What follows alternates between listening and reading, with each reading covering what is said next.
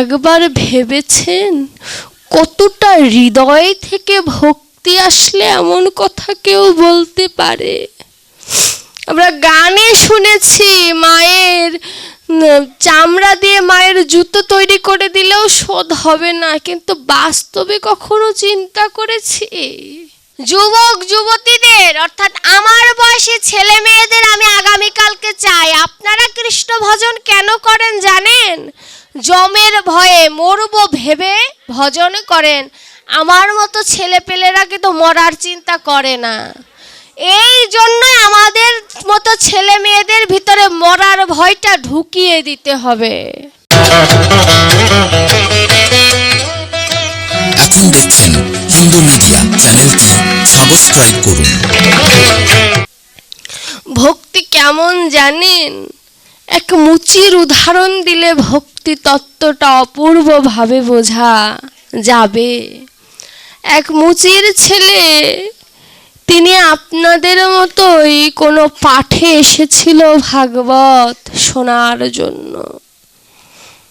তো যিনি ব্যাসাসনে ছিলেন তিনি ভগবানের রূপ মাধুর্য নীলা বর্ণনা করছেন যে আমার গৌর হরির কিবা দুটি পদ যেন কোকনদ, রাম রম্ভা তার উরু।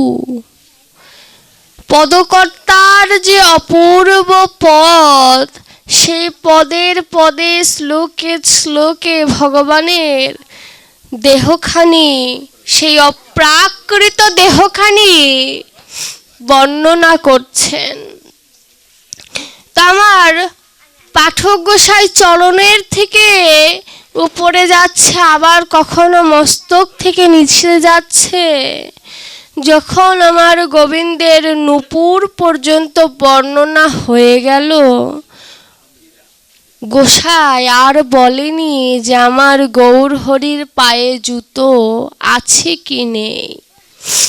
তো মুচির ছেলেটি ভাবছে যে আমার গোবিন্দের সকল কিছু হয়তো আছে, কিন্তু পায়ে হয়তো জুতা নেই। ভজন এটাকেই বলে, এটাকেই বলে শোনা। কত মনোযোগ দিয়ে শুনেছে আর চিন্তা করছে ছোট শিশু তো, যে আমার গোবিন্দের সব কিছু আছে, কিন্তু আমার যশোদা মা হয়তো আমার গোবিন্দকে জুতা পরাতে ভুলে গিয়েছে, হয়তো তার জুতাই নেই। এবার আমার ওই মুচির ছেলে চিন্তা করছে যে আমি তো মুচির ছেলে, আমি তো জুতো বানাতে জানি, আমি এক জোড়া জুতো বানিয়ে আমি বৃন্দাবনে যাব। বৃন্দাবনে যে আমি আমার বাকে বিহারীকে জুতো টুতো পরিয়ে আসব। সে জানে না বৃন্দাবন কোথায় কোথায়, বাকে বিহারীর মন্দির কিছুই সে জানে না, কিন্তু তার মনে বড় অভিলাষ তিনি গোবিন্দকে জুতো পরাবে। জুতো কেনার জন্য বা বানানোর জন্য তো অর্থের প্রয়োজন, তা তো তার নেই। তিনি কি করেছে, ওই মুচির ছেলেটা নিজের বসনের কিছুটা অংশ ছিঁড়ে কাপড়ের জুতো তৈরি করেছে। কাপড়ের জুতো তৈরি করেছে আর মনে মনে চিন্তা করছে, যদি আমার বুকের চামড়া দিয়ে গৌরের যদি গোবিন্দের যদি চরণে জুতো তৈরি করতে পারতাম। এই যে আক্ষেপটা, একবার ভেবেছেন কতটা হৃদয় থেকে ভক্তি আসলে এমন কথা কেউ বলতে পারে? আমরা গানে শুনেছি মায়ের চামড়া দিয়ে মায়ের জুতো তৈরি করে দিলেও শোধ হবে না, কিন্তু বাস্তবে কখনো চিন্তা করেছি? এটাকে বলে ভজন। আমার ওই মুচির ছেলেটা কাপড়ের জুতো তৈরি করে জুতো দুটো বুকে রেখেছে আর চিন্তা করছে কোনো মতে যেন এই জুতোটা ধরিত্রী দেবীর স্পর্শে না আসে, তাহলে তো উচ্ছিষ্ট হয়ে যাবে। উচ্ছিষ্ট কিছু গোবিন্দের সেবায় লাগে না। এবার তিনি রওনা হলেন কি বলে, গোবিন্দ তোমার নামে ঘরের বাহির হলাম, তুমি যা করো হে। ঠিক যেমন করে রাধারানী সূর্য পূজার সময় বলেছিল, তেমন করে বলল, গোবিন্দ তোমার নামে ঘরের বাহির হলাম। ছোট্ট 5 বছর বয়সের শিশু, বৃন্দাবন অনেক দূর, রওনা হলেন আর বলছে, বাঁকে বিহারী তোমার বদন বাঁকা, কিন্তু আমার পথটা যেন বাঁকা না হয়, পথটা যেন সোজা থাকে। ভজনটা কেমন, বাঁকে বিহারী তুমি বাঁকা, কিন্তু আমার ভজনটা যেন সোজা থাকে।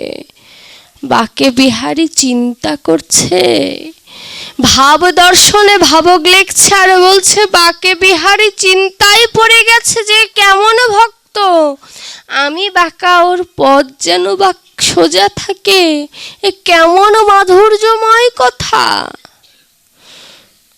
এবার ওই ছোট্ট শিশুটা যখন রাস্তায় হাঁটে, নিজের চরণে তো জুতো নেই, রাস্তায় কত কাটা পড়ে আছে, উঁচু নিচু রাস্তা, নরম পাতো, ব্যথা লাগছে আর নয়ন জলে ওই যে জুতো যে বানিয়েছে না, ওই জুতোটা ভিজে যাচ্ছে।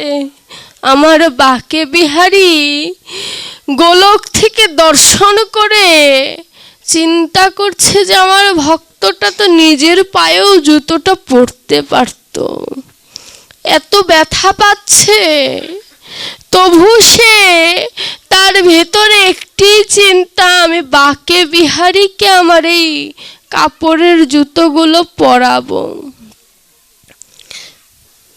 বাঁকে বিহারী চিন্তা করছে, না এত তাড়াতাড়ি নরম হয়ে গেলে তো চলবে না, ভক্তকে আমার পরীক্ষা করতে হবে। এবার রাস্তার মধ্যে সহস্র কাঁটা বিছিয়ে দিল গৌরহরি, যে কতটা পক্ক হয়েছে আমার ভক্ত, আজ আমি দেখতে চাই। কাঁটার উপর দিয়ে অন্ধকার, তো ছোট্ট শিশু চোখে দেখে না, কাঁটার উপর দিয়ে আর হাঁটে আর বলে, এই কাঁটার থেকে মায়ার কাঁটার যন্ত্রণা আরো বেশি, এই কাঁটার থেকে মায়ার কাঁটার যন্ত্রণা বেশি। যখন এই কথা ওই ছোট্ট শিশুটি বলেছে, আমার বাঁকে বিহারী আর দূরে থাকতে পারল না। ভক্তের চরণে যখন রক্তাক্ত, আমার বাঁকে বিহারীর চরণেও তেমন করে ঝরঝর করে রক্ত বের হচ্ছে। কি অপূর্ব নীলা মাধুর্য, আমার বাঁকে বিহারীর চোখে জল, আমার ভক্তের চোখেও জল, আমার ভক্তের হৃদয়ে বাসনা, কবে আমি বাঁকে বিহারীর দর্শন পাব।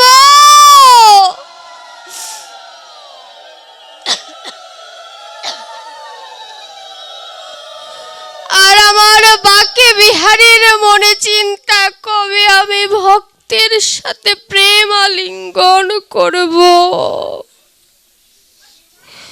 আমার বাঁকে বিহারী কাটার পথ পাড়ি দিয়ে যখন সামনে গেল, বলছে, না এত তাড়াতাড়ি গলে গেলে হবে না, আগুনের ছায়ের যে কয়লাগুলো বিছিয়ে দিয়েছে, এবার গৌর দেখি এবার শিশুটির কি হয়। এবার ওই ছোট্ট শিশুটি যখন ওই আগুনের কয়লার উপর দিয়ে হাঁটে, বলছে, এই কয়লার থেকে তো আমার মনটা আরো বেশি পুড়ে গেছে গো। এই বনে আগুন লাগলে সবাই দেখে, কিন্তু মনে আগুন লাগলে কেউ দেখে না। কেঁদে কেঁদে বলছে, এই কয়লার থেকেও তপ্ত আমার এই হৃদয় কেন জানো? এই হৃদয়ে তো আমি কোনোদিন কৃষ্ণ নামের বন্যা করাতে পারলাম না, কোনোদিন তো কৃষ্ণ নামের নয়ন জলে ভেসে গেলাম না, বলতে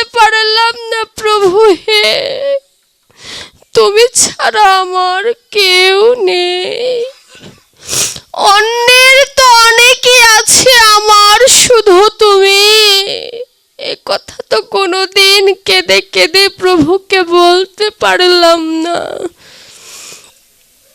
আমার বাকে বিহারী এই দর্শন করে বলল, না, আমার ভক্ত পেকেছে, আমার ভক্ত যথেষ্ট পেকে গেছে, না হলে এইভাবে হাঁটতে সে পারত না। এবার আমার বাকে বিহারী কি করেছে, পথে শুয়ে পড়েছে, যাতে ভক্তের চরণটা আমার বাকে বিহারীর হৃদয়ে লাগে। আমার বাকে বিহারী শুয়ে পড়েছে আর বলছে, ভক্ত আয় আমার বুকে আয়, আয় আমার বুকে আয়, আমার দেহটা তোর ওই হৃদয়ে, তুই বলেছিস না হৃদয়টা তোর কয়লার মতো, তার থেকে উত্তপ্ত আমার এই দেহটা। ভক্তরে, তুই আর কতটুকু কাঁদিস আমার জন্য? আমি ভগবান বলে কি আমার কি কোনো চোখে জল নেই? ইহ জগতে কোনো পিতা বা মাতা যদি তার সন্তানকে হারায় যেমন তার কষ্ট লাগে, তিনি তো পরম পিতা, আমাদের মতে এত সন্তান তার হারিয়ে গিয়েছে, তিনি কি আমাদের জন্য কাঁদছে না? আমার বাকে বিহারী অন্ধকার, তো বাকে বিহারীকে আমার ওই মুচির ছেলেটা দেখতে পেল না। ভেবেছ হয়তো পাথরে তার চরণে পড়েছে, কিন্তু ওই মুচির ছেলেটা দেহের সাথে যখন ওই ভগবানের বাকে বিহারীর দেহটা যখন স্পর্শ লেগেছে, মুচির ছেলেটা যেন অনুভব করলো তার ভেতরে যে যন্ত্রণা ছিল, কাটার আঘাত, কয়লার আঘাত, তা যেন ধীরে ধীরে লাঘব হয়ে যাচ্ছে। এবার আমার ওই মুচির ছেলে আনন্দিত না হয়ে বলছে, প্রভু হে, আমার চরণের আঘাত দূরীভূত করে দিলে মনের আঘাতটা দূর করবে না? মনের আঘাতটা তুমি দূর করবে না, চরণের আঘাত তো তুমি দূর করে দিলে দয়াময়। ওই ছোট্ট শিশুটির ভিতরে কৃষ্ণময় বৈরাগ্যের উদয় হলো, আর আমার মতো পাষাণের হৃদয়টা কাঁদলো না কৃষ্ণ নামে। একবার বলতে পারলাম না, দয়াময় আমায় কবে উদ্ধার করবে? এ কথাটি কোনোদিন গৌর হরিকে, আমার গোবিন্দকে বলা হলো না। বাকে বিহারীর ভজন দেখে আর যেটুক পদ বাকি ছিল বৃন্দাবনের, আমার বাকে বিহারী নিজে ফুল দিয়ে রাস্তাটা বিছিয়ে দিয়েছিল। ফুল দিয়ে রাস্তা বিছিয়ে যখন দিল না, আমার ওই ছোট্ট শিশুটা বলছে, এই ফুলের মতো যদি আমার হৃদয়টা হতো, আমি কি করতাম জানো? আমার এই দেহ ফুলটা আমি গোবিন্দের চরণে সমর্পণ করে দিতাম। আর আমি কি বলবো জানেন? ওই গোবিন্দের চরণ পাবার মতো আমার যোগ্যতা নেই। গোবিন্দ যদি আমায় কোনো বৃক্ষের ফুল হিসেবে জন্ম দেয়, আমি যেন ভক্তের চরণে লেগে যেতে পারি। এই ভক্তের চরণ যেন আমার শেষ সম্বল হয়। বাকে বিহারী এ কথা শুনে নয়ন জলে কেঁদে ফেলল, কিন্তু যখন বাকে বিহারীর মন্দিরে পৌঁছালো, এবার হচ্ছে চরম পরীক্ষা। মন্দিরে পুরোহিত মন্দিরে প্রবেশ করতে দেবে না কেন? মধ্যরাতে আমার ওই কাঙালিনী ছেলেটা মন্দিরের সামনে দাঁড়িয়েছে। ব্রাহ্মণ বলছে, বাকে বিহারী এখন শয়নে আছে, তুমি চলে যাও। পুরোহিতের কথা শুনে আমার ওই দরিদ্র হতভাগা ছেলেটি বলছে, আমি অনেক দূর থেকে এসেছি, আমাকে ফিরিয়ে দিও না। দয়া হলো না, হয়তো গোবিন্দেরই কোনো ইশারা ছিল, দয়া হলো না। কারণ বৃন্দাবনে যারা পুরোহিত তাদের দয়ারই শরীর থাকে, কিন্তু যেহেতু দয়া হলো না, বুঝতে হবে বাঁকে বিহারীর এখানে কোনো নীলা লুকিয়ে আছে। দয়া হলো না। পুরোহিত ওই মুচির ছেলেটিকে ধাক্কা দিয়ে ফেলে দিল। ফেলে দেওয়া মাত্র আমার ওই মুচির ছেলেটি বলছে, প্রভু এত দূর এসে কি তোমার দেখা পাবো না? এত দূর এসে কি তোমার দেখা পাবো না? ও, ডাকার মতো তো ডাক জানি না, তাই তো দেখা দেবে না। আমি তো তোমায় ডাকতে জানি না, এর জন্য দেখা দেবে না? দয়াময়, তুমি না বলেছ তোমার কাছে সকল সন্তান সমান? সকল সন্তান না তোমার কাছে সমান? তাহলে আজ আমি মুচির ছেলে বলে তুমি আমাকে গ্রহণ করবে না? তুমি আমায় গ্রহণ করবে না? তুমি যদি আমায় গ্রহণই না করো, আমি এই মন্দিরের সামনে মাথা ঠুকে ঠুকে মরে যাব। জগৎবাসী তোমায় চিনবে, বাঁকে বিহারীর মন্দিরে এসে শিশু ছেলে দেহ ত্যাগ করেছে, তখন ভালো হবে তো? দেখুন ভজনটা কাকে বলে মা? এই যে বৈরাগ্য, এই যে ভক্তি, যার উদয় হয়েছে সেই তো বোঝে। বলছে আমি আত্মহত্যা করবো তুমি যদি আমায় দেখা না দাও। আমি এত কষ্ট করে এসেছি, তুমি আমায় দেখা দেবে না? বিহারী দেখা দাও। যখন ছোট্ট শিশু আর্তনাদ করছে, আমার বাঁকে বিহারী আর দূরে থাকতে পারলেন না। বাঁকে বিহারী এবার ছোট্ট একটি বালকের রূপ নিয়ে ওই মুচির ছেলেটার কাছে এসে জিজ্ঞাসা করছে, তুমি কে গো, এত রাতে এসেছো?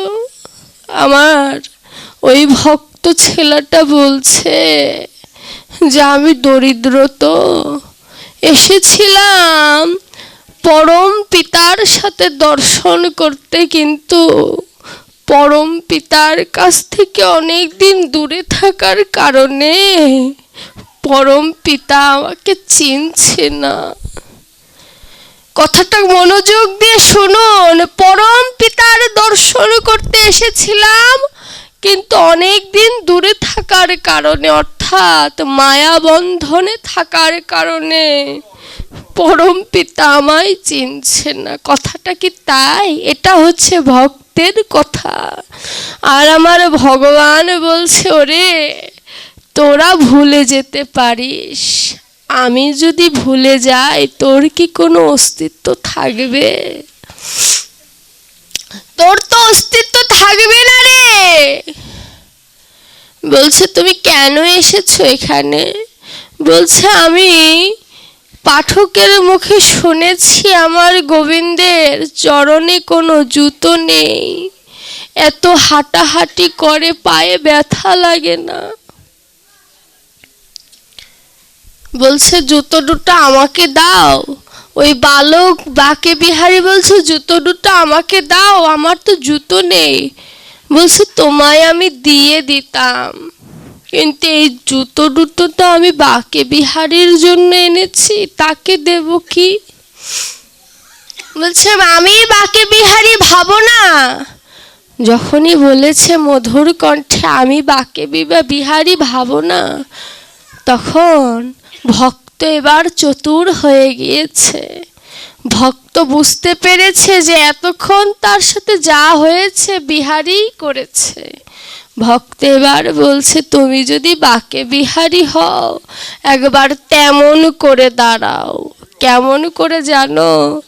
তোমার ওই পিয়ারিকে নিয়ে তুমি তেমন করে দাঁড়াও, যেমন করে দর্শন করলেই মানব জীবনটা ধন্য হয়ে যায়।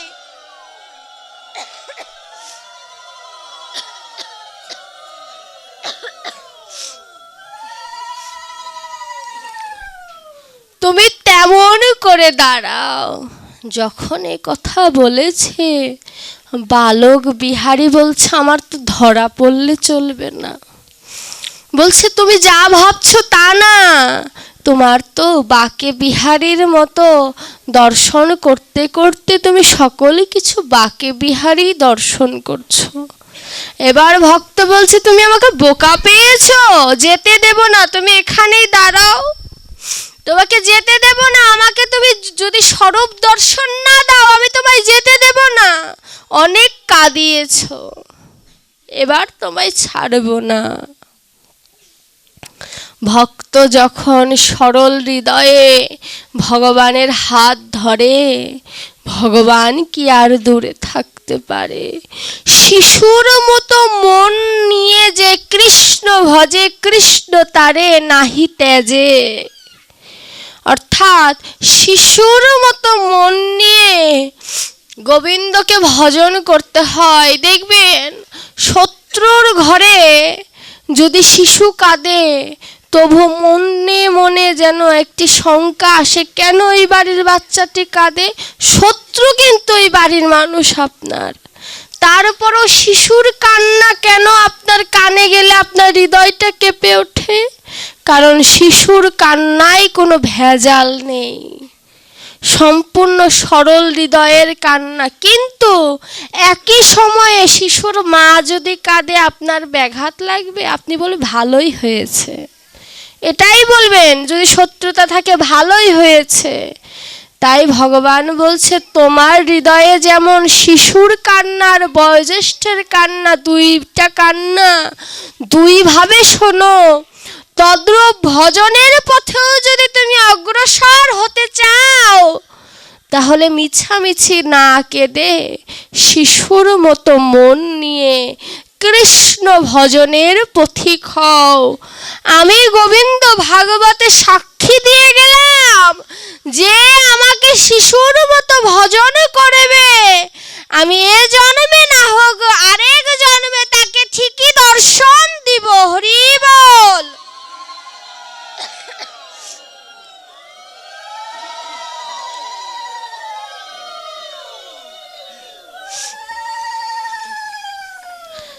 যখন আমার ওই ভক্ত বাকে বিহারীর হাত ধরেছে, আমার বাকে বিহারী তখন ছোট্ট বালকের রূপ ত্যাগ করে পূর্ণাঙ্গ স্বরূপ ধারণ করে আমার ওই মুচির ছেলেকে দর্শন দিল। পদকর্তা বলছে মুচির ছেলে বলো না গো। শেষে পদকর্তা বলছে মুচির ছেলে বলো না। মুচির ছেলে বলছো কেন? নিচু বলে?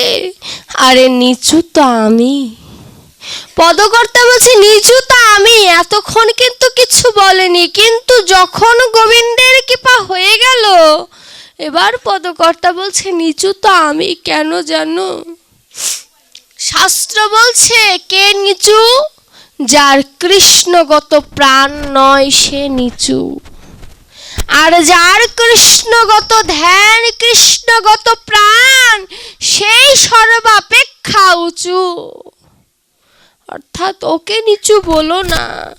নিচু যদি বলতে হয় আমায় বলো, আমি তো ভজন সাধন করলাম না। বাকে বিহারী একদিন শুধু পাঠ শোনার কারণে বাকে বিহারীকে দর্শন পেল। এ তো আর বানোয়াটি কথা নয়, ভজনের কথা। একবার চিন্তা করুন তো, এমন করে যদি কোনোদিন পাঠ শুনতে শুনতে যদি নিজের ভিতরে এমন প্রেমের সৃষ্টি হয়, সেদিন বুঝবেন আপনার ভাগবত পাঠ শোনা সার্থক। আর যতদিন এই কথাগুলোকে কথার কথা মনে করবেন, ততদিন এই কথাগুলো ওষুধ হিসেবে আপনার দেহে কোনো কাজ করবে না। এর জন্য ভজনটা করতে হয় বাবা, খুব নিরজনে। নিরজনে ভজন করতে হয়, কারণ গৌর এসে শিক্ষা দিয়ে গেছে আমাদের যে গোবিন্দকে যদি পেতে চাও নীরবে ভজন করো। নীরবে ভজন করলে তোমরা আমায় পাবে। আচ্ছা বলুন তো, রাধারানী বেশি দুঃখিনী না আমার বিষ্ণুপ্রিয়া বেশি দুঃখিনী? বলুন তো আপনারা, জোরে বলবেন। বিষ্ণুপ্রিয়া। আচ্ছা বিষ্ণুপ্রিয়া কেন দুঃখিনী? হ্যাঁ, বিষ্ণুপ্রিয়া, এই যে আমার মাতাজি বলে দিল, এইটাই হচ্ছে আপনার চরণে দণ্ডবত প্রণাম। এইটাই হচ্ছে সোনার মতো কর্ণ যাদের আছে, এবং কম বেশি যারা বই পুস্তক পড়ে তারা বুঝে যে বিষ্ণুপ্রিয়ার জীবনীটা কত ব্যথিত। আমার বিষ্ণুপ্রিয়া, আমরা ভাবি কি যে গৌরহরি আমার বিষ্ণুপ্রিয়ার সাথে অন্যায় করেছেন, তিনি কাজ ভালো করেনি। কিশোরী বয়সে বিষ্ণুপ্রিয়াকে ঘরে রেখে যাওয়াটা তার উচিত হয়নি।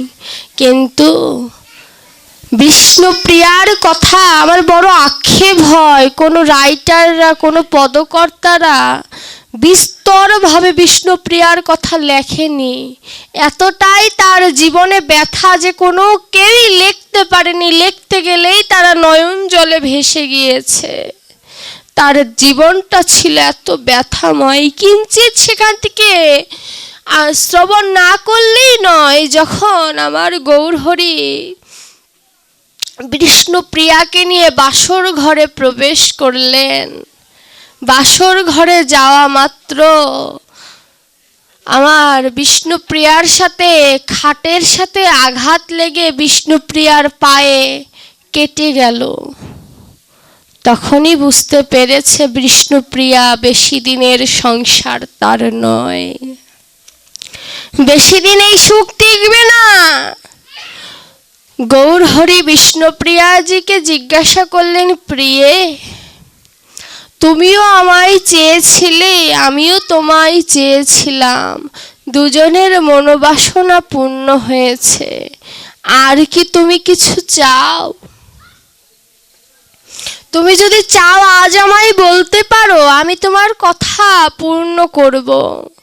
বিষ্ণুপ্রিয়া বলেছিল, এই দুই নয়নে তোমায় দেখে স্বাদ মেটে না, যদি কোটি নয়নে তোমায় দর্শন করতে পারতাম, যদি কোটি নয়নে তোমায় দর্শন করতে পারতাম, তবে এই দেহের যন্ত্রণা, দেহের জ্বালার নিবৃত্তি হতো, তবে বোধহয় আমার স্বাদ মিটত। কেন জানো?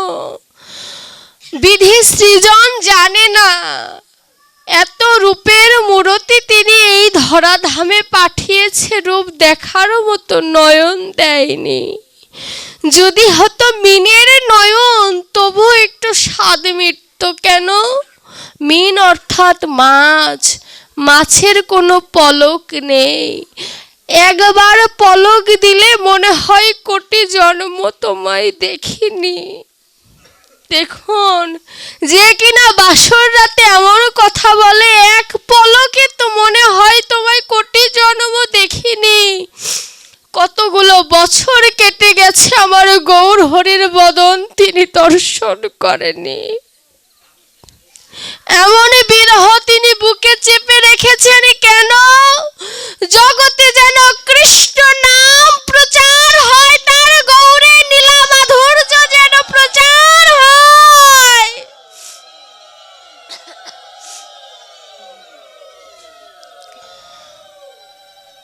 আমার বিষ্ণুপ্রিয়ার এমন ভাবাবেগের কথা শুনে আমার গৌরহরি বললেন, ঠিক আছে প্রিয়ে, আমি তোমার কথা পূর্ণ করব। বিষ্ণুপ্রিয়া বুঝতে পারেনি যে তার প্রভু সন্ন্যাস চলে যাবে, এটা ছিল তার মনের কথা। সন্ন্যাস নিতে গেলে মায়ের অনুমতির প্রয়োজন হয়, মা অনুমতি না দিলে কোনো সন্তান সন্ন্যাস যেতে পারে না।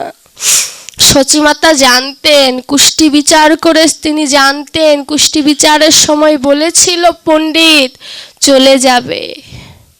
সচিমাতা বলেছিল আমার তো এটা নিমাই, আমার তো একা নিমাই, এই নিমাইও যদি আমায় ছেড়ে চলে যায়, একে একে তো সবাই আমাকে ছেড়ে চলে গেল, আমার নিমাইও যদি আমায় ছেড়ে চলে যায় আমায় মা বলে ডাকবে কে? ও যে আমার কৃষ্ণ বলার সুখ পাখি, ওই সুখ পাখির মুখে যদি আমি কৃষ্ণ নাম না শুনি আমার জন্মটা যে বৃথা রে। ওই নিমাইকে আমি যেতে দেব না সন্ন্যাসে, যা হবার হোক, আমি নিমাইকে যেতে দেব না। এর জন্যই তো বিষ্ণুপ্রিয়ার সাথে আবার বিবাহ বন্ধনে আবদ্ধ করে দিলেন। লক্ষ্মীপ্রিয়া যখন সর্পদংশনে মারা যায়, গৌরহরিতে বিবাহ করতে চাননি মায়ের কথা রক্ষা করার জন্য। মা চেয়েছিলেন বিবাহ করলে গৌরের মনটা ঘরে থাকবে। আমার গৌর কোন দিন গিয়েছিল সন্ন্যাস নিয়েছিল জানেন? জানেন কোন দিন সন্ন্যাস নিয়েছিল? পৌষ সংক্রান্তির দিন, যেদিন আমরা আনন্দ করি সেদিন আমার সচিমাতার বুকটা খালি হয়ে গিয়েছে। সেই দিন আমরা আনন্দ করি। বৈষ্ণব বলছে আনন্দ করো না, পৌষ সংক্রান্তির দিন গৌরের জন্য কাঁদো, মাতৃভাবে কাঁদো, গৌর একদিন হলেও তোমার ঘরে আসতে পারে। যে নিম্নবিত্ত মধ্যবিত্ত সেও পিঠাপুলি ওই দিন বানায়, কিন্তু আমার গৌর যে সন্ন্যাসে চলে গিয়েছে এই কথা ভেবে যার নয়নে অশ্রু এসেছে, আমার গৌর বলছে সেই তো আমার মা, সেই তো আমার মা। ও মা, তোমরা এবার পৌষ সংক্রান্তির দিন একবার হলেও গৌরকে সন্তান রূপে যদি পেতে চাও, একদিন হলেও বলো নিমাই তোর মতো সন্তান যেন পাই, একদিন হলেও বলো। তো পৌষ সংক্রান্তির দিন স্ত্রী যতই চাক তার স্বামী সন্ন্যাস নেবে, তাই বলে কি যেতে দেওয়া যায়? কষ্ট হয় না? হাজার হলেও তো সে সহধর্মিণী। আমার বিষ্ণুপ্রিয়া বলছে প্রভু তুমি যেও না, আমি তোমায় বলেছিলাম আমি সবার নয়নে দর্শন করতে চাই, প্রভু তুমি তো আমার কাছে থাকো না। রাতটা চলে যায় আশায় থাকি, ইহজগতে যেমন সূর্য উদয় হয় ঠিক তেমন অরুণ উদয়ের সময় তুমি আমার গৃহে আবার ফিরবে, কিন্তু তুমি যদি একবারে চলে যাও এই ঘরটা ফাঁকা পড়ে রবে। কি বলছে? এই ঘরটা ফাঁকা পড়ে রবে। এই যেন আমাদের ভজনের কথা। এই দেহ থেকে যদি সত্যি আবার গৌর হরি চলে যায়, আমার এই দেহটা তো সত্যি ফাঁকা পড়ে রবে। আমার বিষ্ণুপ্রিয়ার এই ভাবের কথা শুনে আমার গৌর বুঝতে পেরেছে যে মায়া তাকে বেঁধেছে, তার ভিতর থেকে ভক্তি কিছুটা দূরে সরে গিয়েছে। বাসর ঘরে ভক্তি ছিল, এখন তার ভিতরে ভক্তি নয়, মায়া প্রবেশ করেছে। গৌরহরি কথা দিলেন আমি যাব না, মা না বলা পর্যন্ত আমি যাব না।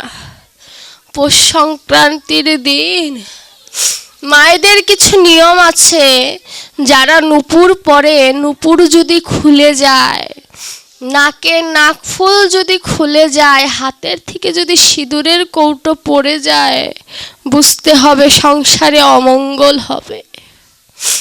এর একটা বাস্তব প্রমাণ আমি পেয়েছি।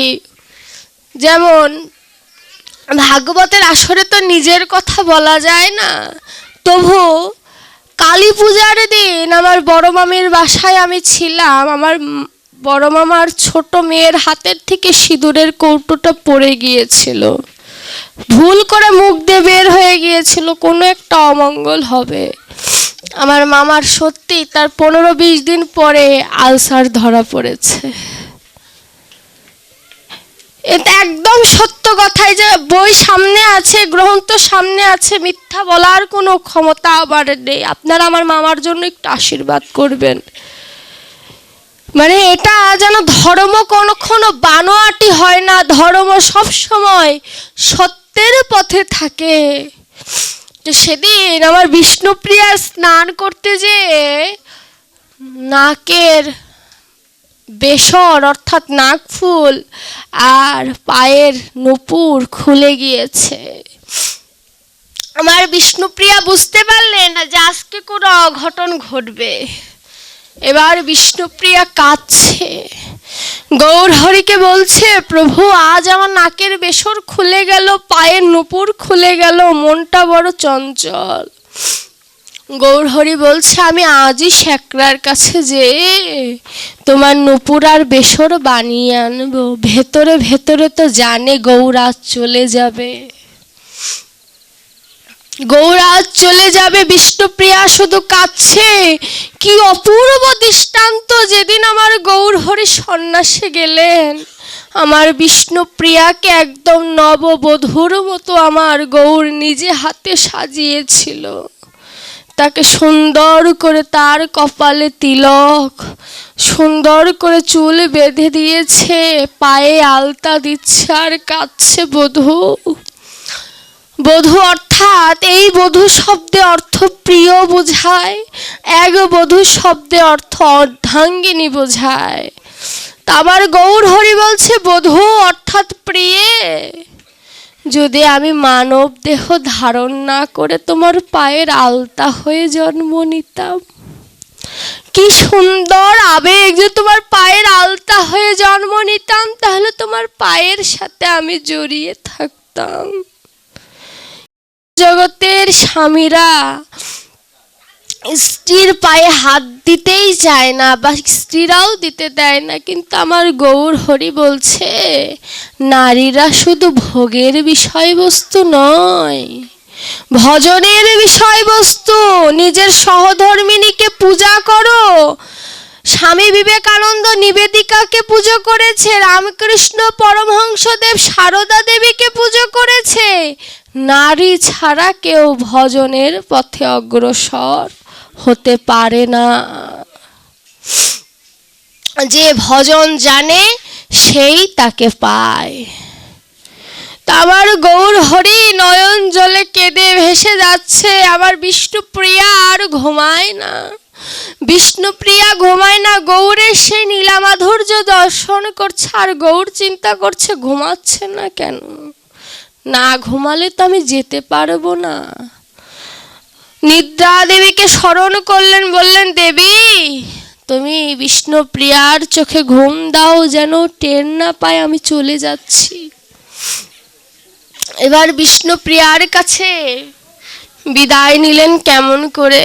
বিষ্ণুপ্রিয়ার চরণ দুটো ধরে বলছে, বিষ্ণুপ্রিয়া তুমি আমায় আশীর্বাদ করো, আমি যেন ভজনে অগ্রসর হয়ে যাই।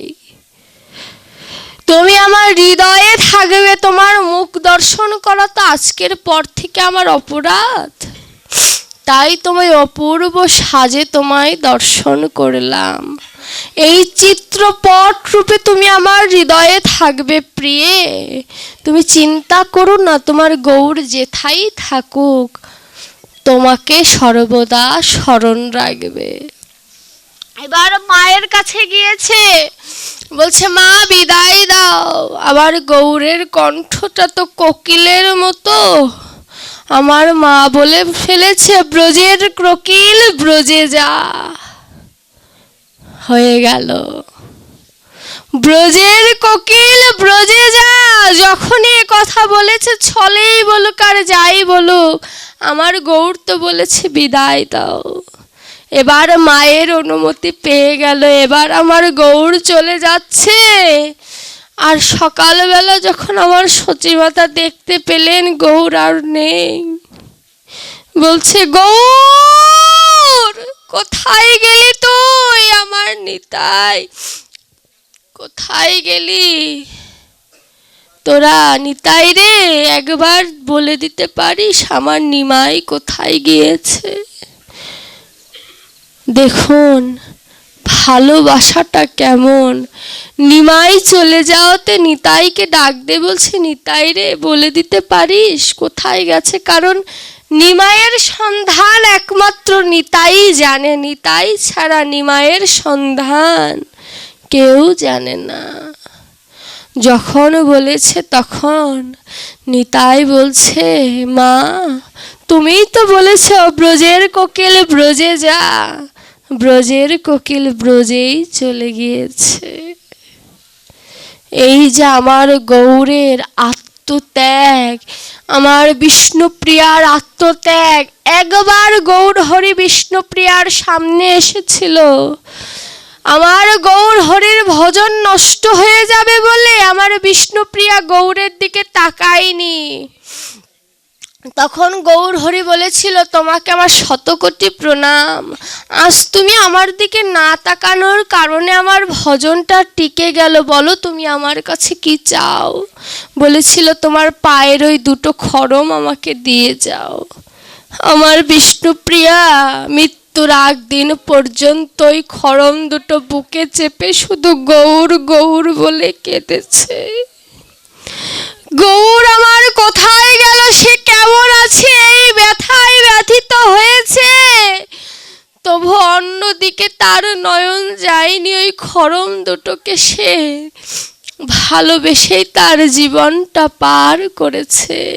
কলম দেওয়ার জায়গা আছে, লিখবে কি পদকর্তা? এই দুঃখের কথা চিন্তা করে কোনো পদকর্তা, কোনো লেখক কোনো বই বিস্তারিতভাবে লিখতে পারেনি। ভজনটা মা এমন যে প্রথমেই বলেছি না, যত গুপ্ত তত পোক্ত। এই যে আমার বিষ্ণুপ্রিয়ার ভজনটা হচ্ছে গুপ্ত, কেউ জানে না, কিন্তু যারা বুঝতে পেরেছে তারা লিখে দিলেন, আমার রাধা রানীর থেকেও আমার বিষ্ণুপ্রিয়া জনম দুঃখিনী। রাধা রানী তো তবু বৃন্দাবন নীলার কত স্মৃতি জড়িয়ে আছে, কিন্তু আমার বিষ্ণুপ্রিয়ার সাথে তেমন কোনো স্মৃতি আমার গৌর করার আগে আমার গৌর ভারতী গোসাইয়ের কাছে বললেন, ভারতী গোসাই আমায় সন্ন্যাস দাও। ভারতী গোসাই প্রথমে দিতে চায়নি, মায়ের বিষ্ণুপ্রিয়ার কথা চিন্তা করে, কিন্তু আমার গৌর বলছে 50-এর আগে যদি হয় মোর মরণ, কৃষ্ণ ভজন আমার হবে বা কখন? ভারতী গোসাই আর সন্ন্যাস না দিয়ে থাকতে পারলেন না। সত্যিই তো আমার গৌর হরি 50 বছর বাঁচেনি। যদি সে চিন্তা করতো 50-এর পরে সন্ন্যাস নেবে, এই কৃষ্ণ নাম, এই সুন্দর ভজন আমরা পেতাম না। এর জন্য আজ বিষ্ণুপ্রিয়া ত্যাগ করেছিল বলে, মাতা সচিমাতা ত্যাগ করেছিল বলে আজ আমরা এত সুন্দর বৃন্দাবন পেয়েছি। বলে না, বৃহৎ স্বার্থে ক্ষুদ্র স্বার্থ ত্যাগ করতে হয়। ক্ষুদ্র স্বার্থ ছিল আমার সচিমাতার বিষ্ণুপ্রিয়ার ভালোবাসা, যদিও ক্ষুদ্র বলা চলে না, কিন্তু বিশ্ব ব্রহ্মাণ্ডের যে অপ্রাকৃত প্রেম ধনের কাছে তাদের প্রেম ধনটা ক্ষুদ্র কিঞ্চিত অর্থে বোঝানো হয়েছে। ক্ষুদ্র কিন্তু নয়, বৃহৎ স্বার্থ, অর্থাৎ আমাদের স্বার্থে তাদের নিজেদের স্বার্থটাকে তারা ছোট মনে করেছে, কিন্তু আমরা যেন তাদের স্বার্থটাকে ছোট মনে না করি। কারণ তিনি দিয়েছেন, আমাদের ভিক্ষা দিয়েছেন, তাই সেই ভিক্ষাটা আমাদের গ্রহণ করা উচিত। সেই কৃষ্ণ নামের প্রেমের ডালি যদি কোনো ভক্ত একবার গ্রহণ করতে পারে, ভাগবত তাকে আমাকে বলছে আমি তাকে সাধু সাধু বলে গ্রহণ করি।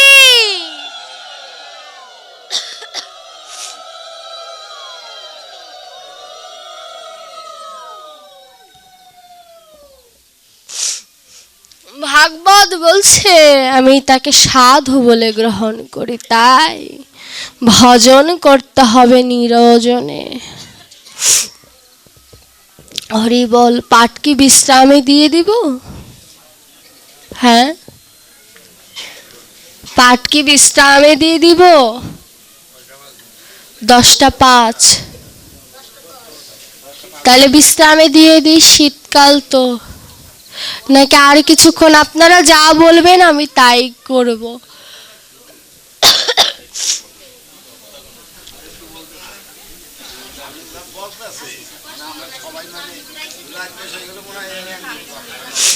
শীতকাল তো,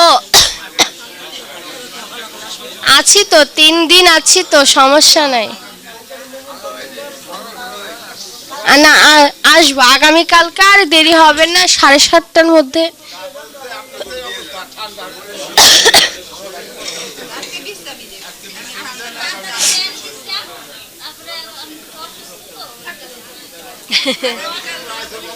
আচ্ছা, আমি 5-10 মিনিটের মধ্যে বিশ্রাম দিয়ে দিব। আর ভাগবত শ্রবণ করলে কিছু মাধুকরী দান করতে হয়, আপনারা দান করতে থাকুন। আর আমি আমার কথা 10 মিনিটের মধ্যে শেষ করে দিচ্ছি। হরি বল। আচ্ছা, আমি আপনাদের চরণে আমার একটা আকুল নিবেদন। আমাদের বাঙালিদের মধ্যে একটি, মানে কি বলবো, একটা নিয়মই বলতে গেলে প্রচলন হয়ে গেছে যে মায়েরাই ঘরের পূজা দেয়।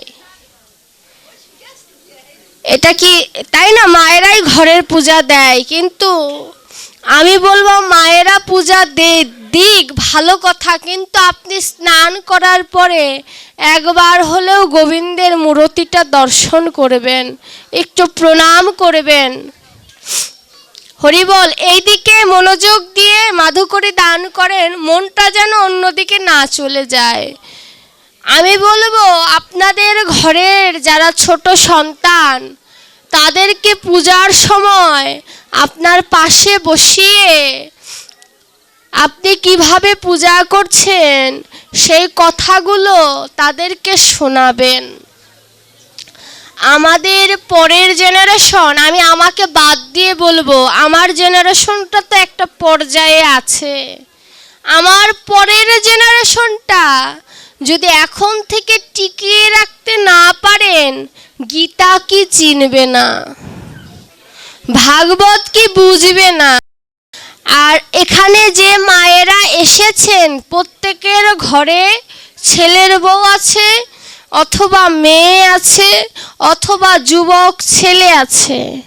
এদেরকে কৃষ্ণ পথের পথিক তো আর কেউ একবারে হবে না।